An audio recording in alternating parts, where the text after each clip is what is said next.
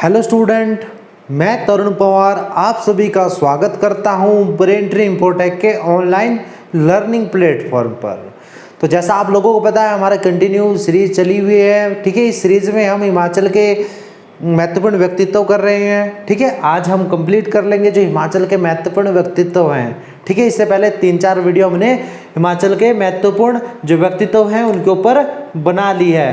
ठीक है, आज हम ऊना, हमीरपुर, सोलन और किन्नौर के जो इम्पोर्टेंट पर्सनालिटी बच जाती है उनके बारे में एक ही लेक्चर में पढ़ लेंगे। कम पर्सनालिटी ज़्यादा नहीं है। ठीक है, जो भी होगा मैं आप लोगों को डिटेल में बता दूंगा।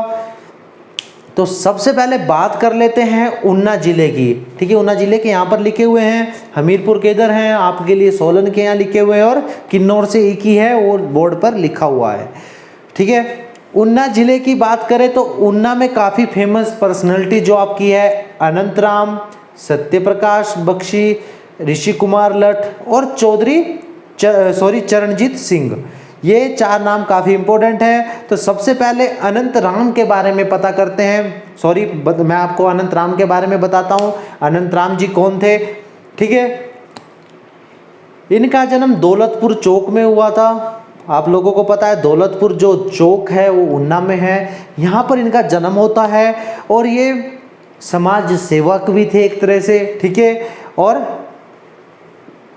आप इनके बारे में कह सकते हैं क्रांतिकारी भी थे।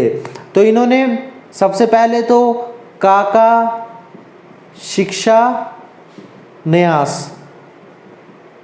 एक समिति या संगठन की स्थापना की। ठीक है, काका शिक्षा न्यास के नाम से जो थी। ठीक है, जो गरीब बच्चे थे, पढ़ाई नहीं कर सकते थे, उनके लिए शिक्षा के लिए उन्होंने काफ़ी कुछ प्रबंध किया था। और इन्होंने ऊना में नशा काफ़ी जोरों शोरों पर था इनके समय में, तो इन्होंने ऊना में नशा के विरुद्ध अभियान चलाया था। ठीक है, कि नशे को बंद किया जाए ऊना में। ठीक है, 2010 में इनकी मृत्यु हो गई थी। उसके बाद बात करें, आपके पास है सत्यप्रकाश बख्शी। ठीक है, इन्होंने जो आपका सविनय अवज्ञा आंदोलन हुआ था उसमें भी बड़े जोरों शोरों से भाग लिया था। ठीक है, और इनको बागी के नाम से भी जाना जाता है। तो आपने याद रखना, बागी इनको उपाधि दी गई है सत्यप्रकाश बख्शी को। ठीक है, तो ध्यान रखिए, आपके पास बागी भी अब जो बागी वर्ड है किसके लिए यूज हुआ था? सत्यप्रकाश बख्शी के लिए। उसके बाद आपके पास जो आपके ऋषि कुमार लठ हैं, इनका जन्म घुसाड़ा गांव पड़ता है एक आपका। ठीक है, ऊना में, यहाँ पर इनका जन्म हुआ था। ये काफ़ी इम्पोर्टेंट नेम है, इसलिए है क्योंकि इन्होंने जो हिमाचल में 1913 में गदर पार्टी की स्थापना हुई थी उसमें संस्थापकों में से एक थे ये। ठीक है, ऋषि कुमार लठ, ये काफ़ी इंपॉर्टेंट है। इन्होंने परवाना नाम से अपनी पत्रिका लिखी थी। परवाना नाम से एक पत्रिका भी लिखी थी। ठीक है, बात कर लेते हैं अब चरणजीत सिंह के बारे में बात कर लेते हैं। ये भारतीय टीम के कप्तान रह चुके हैं। कौन सी टीम? Hockey team. ठीक है, भारतीय हॉकी टीम के कप्तान रह चुके हैं। 1964 में इन्होंने जो टोक्यो ओलंपिक हुआ था उस ओलंपिक को रिप्रेजेंट किया था भारत के लिए, अर्थात भारत की टीम के कप्तान थे ये चरणजीत सिंह जो ऊना के थे। ऐसा ही एक नाम सीता गोसाई है जो नाहन सिरमौर से थी आपकी। ये नाम छूट गया था सिरमौर में, सीता गोसाई। ये भारतीय महिला टीम की कप्तान रह चुकी है। ठीक है, सीता गोसाई नाहन से हैं, सिरमौर के नाहन से। ठीक है, तो आपने इस चीज़ का ध्यान रखना है, ये वर्ड छूट गया था।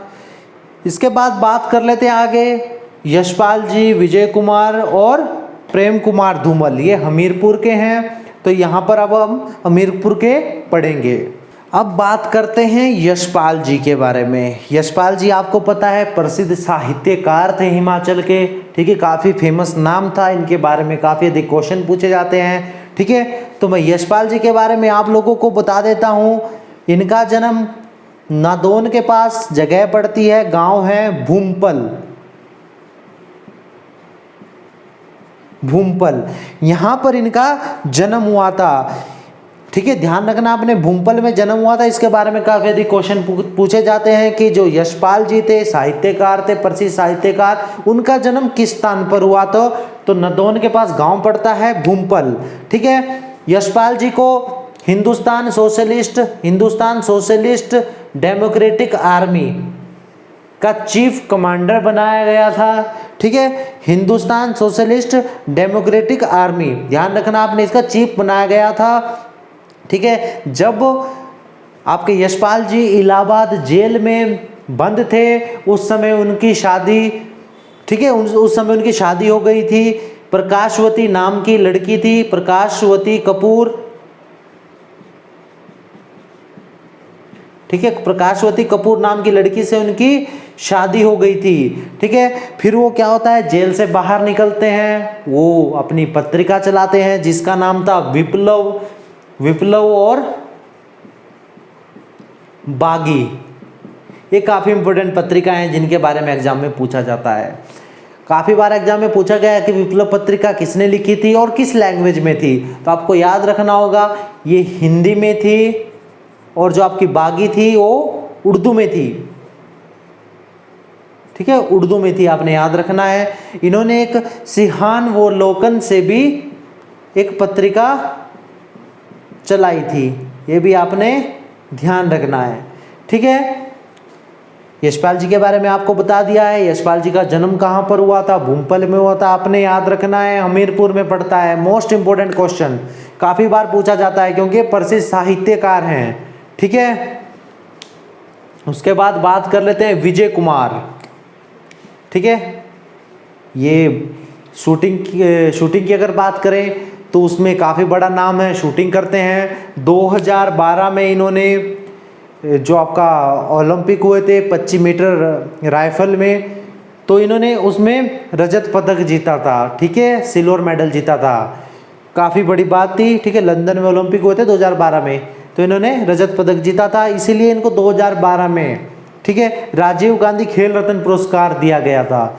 ये पहले हिमाचली हैं जिनको राजीव गांधी खेल रत्न पुरस्कार मिला है, क्योंकि राजीव गांधी खेल रत्न पुरस्कार जो आपका खेल विभाग में या खेल के क्षेत्र में दिया जाता है, वो सबसे बड़ा पुरस्कार है राजीव गांधी खेल रत्न पुरस्कार।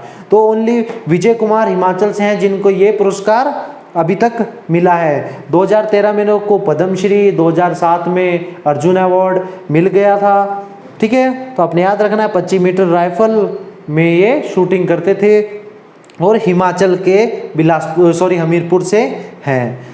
अब उसके बाद बात कर लेते हैं प्रोफेसर प्रेम कुमार धूमल के बारे में। आप लोगों को पता है ये आपके जो ये आपके 2 बार हिमाचल के सीएम बन चुके हैं। ठीक है, अभी आपके जयराम ठाकुर जी प्रेजेंट टाइम में हिमाचल के सीएम है, उससे पहले आपके राजा वीरभद्र जी थे, उससे पहले आपके सीएम थे। ठीक है, इनके पुत्र आपको पता है अनुराग ठाकुर, जो अभी सेंटर जो आपका कैबिनेट है, सेंटर जो आपकी काउंसिल है वहाँ पर राज्य वित्त मंत्री हैं। ठीक है, अब आगे बात कर लेते हैं आपका श्याम शरण नेगी जी। श्याम शरण नेगी जी आपके किन्नौर से हैं, आप लोगों को पता है। ठीक है, ये फर्स्ट वोटर हैं Indian, first voter of Indian. ठीक है, इंडिया के फर्स्ट वोटर हैं। ठीक है, किस लिए? 1952 में ही भारत में पहली लोकसभा के चुनाव होने थे। ठीक है, 1952, ध्यान रखना आपने, 1952 में होने थे। लेकिन क्या होता है, आपका जो अपर हिल्स है हिमाचल का, ठीक है, भारत सरकार देखती है कि वहाँ पर बर्फबारी पड़ जाती है। 1952 में स्टार्टिंग में होने थे, जनवरी फरवरी में होने थे, लेकिन उस समय वहाँ पर बर्फबारी होती है। इसलिए क्या किया उन्होंने, यहाँ पर पहले ही इलेक्शन करवा दिए 1951 में, नवंबर में। यहाँ पर नवंबर 1951 में ही इलेक्शन करवा दिए और यहाँ पर पहला वोट किसने डाला? श्याम शरण नेगी। ये नाम काफ़ी बार एग्जाम में पूछा जाता है और यहाँ से भी आपके पास क्वेश्चन बन जाता है कि भारत में पहले आम चुनाव या लोकसभा चुनाव कब हुए थे, तो आपके 1951 में स्टार्ट हुए थे और 1952 में कंप्लीट हुए थे। ठीक है, तो आपने ध्यान रखना है, कंफ्यूज नहीं होना है। 1951 में आपके पहले इलेक्शन हुए थे। ठीक है, इस प्रकार ये फर्स्ट वोटर ऑफ इंडिया बने। ठीक है, अब बात कर लेते हैं सोलन में। सोलन जिले में आपका केडी सुल्तानपुरी नाम से व्यक्ति हैं, राजा राजेंद्र सिंह और अजय कुमार, ये 3 नाम है, काफ़ी इंपॉर्टेंट है। इन तीनों के बारे में डिटेल में पढ़ते हैं। आपके पास है केडी सुल्तानपुरी। ठीक है, आप लोगों ने नाम सुना होगा, ये 6 बार आपके ये लोकसभा के लिए चुने गए थे। 6 बार ये लोकसभा के लिए चुने गए थे, जो अब तक का सबसे बड़ा रिकॉर्ड है। ठीक है, शिमला विधानसभा सीट से। ठीक है, रिजर्व सीट है आपकी शिमला, जो आपकी लोकसभा सीट है वो आपकी रिजर्व है। ठीक है, यहाँ से शिमला लोकसभा सीट से ये आपके 6 बार लोकसभा के लिए चुने गए थे। हिमाचल में आपको पता है 4 लोकसभा सीट है, 3 राज्यसभा सीट है। उसके बाद बात कर लेते हैं राजा राजेंद्र सिंह। 1928 में जन्म हुआ था अर्की में। ठीक है, 1957 में जो आपका टेरिटोरियल काउंसिल बना था उसमें चुने गए थे। ठीक है, और जो हिमाचल होम गार्ड है, ठीक है, HHG हिमाचल होम गार्ड, इसके संस्थापक रहे थे आपके राजा राजेंद्र सिंह, हिमाचल होम गार्ड के संस्थापक माने जाते हैं। उसके बाद आपका अजय कुमार है। अजय कुमार आप लोगों को पता है दबोटा नालागढ़ के पास एक जगह पड़ती है, वहाँ पर इनका जन्म हुआ था। प्रेजेंट टाइम में ये भारत के लिए कबड्डी खेलते हैं, कबड्डी स्टार हैं। ठीक है, अंतर्राष्ट्रीय स्तर पर कबड्डी खेल रहे हैं भारत के लिए। ठीक है, इस प्रकार हमने सोलन के जो इम्पोर्टेंट नेम थे वो कर लिए हैं। सोलन के बारे में आपको बता देता हूँ मैं, सोलन को मशरूम सिटी, ठीक है, कहा जाता है।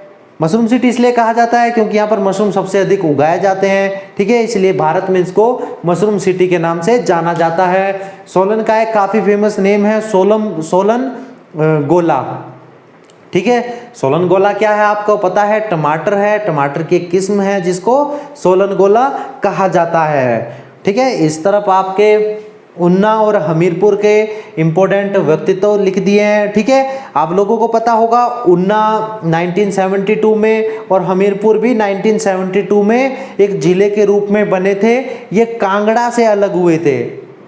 ठीक है, आपको पता है जब हिमाचल 25 जनवरी 1971 को 18वां राज्य बन गया था भारत का, तो उस समय हिमाचल में 10 ही जिले थे। ठीक है, 1 सितंबर 1972 को दोबारा से हिमाचल का बॉर्डर, जो जिलों का बॉर्डर दोबारा से नियुक्त बनाया जाता है, जिसमें कांगड़ा से आपके हमीरपुर और ऊना अलग किए जाते हैं। ठीक है, शिमला से भी थोड़ा बहुत एरिया, महासू वाला एरिया मिलाया जाता है, सोलन बनाया जाता है। ठीक है, शिमला को दोबारा से रिवाइज किया जाता है। तो काफ़ी कुछ हिमाचल में होता है, तो आपने याद रखना है। ऊना 1972 में और हमीरपुर भी 1972 में जिला बना था। ठीक है, 25 जनवरी 1971 में हिमाचल में 10 ही जिले थे। ठीक है, तो मोस्ट इम्पोर्टेंट जो आपके हिमाचल के इम्पोर्टेंट पर्सनैलिटीज़ हैं वो सारी हमने कर ली है। ठीक है, आज हमारा लास्ट लेक्चर था महत्वपूर्ण व्यक्तित्वों के ऊपर। इसके बाद आगे भी करेंगे। ठीक है, आगे दूसरे लेक्चर में देखते हैं क्या हिमाचल का हमारे ज्योग्राफी में बसता है। ठीक है, तो ऊना, हमीरपुर, सोलन, किन्नौर इस वाले लेक्चर में हमने कवर कर लिए हैं। ठीक है, thank you, have a nice day, कल मिलते हैं।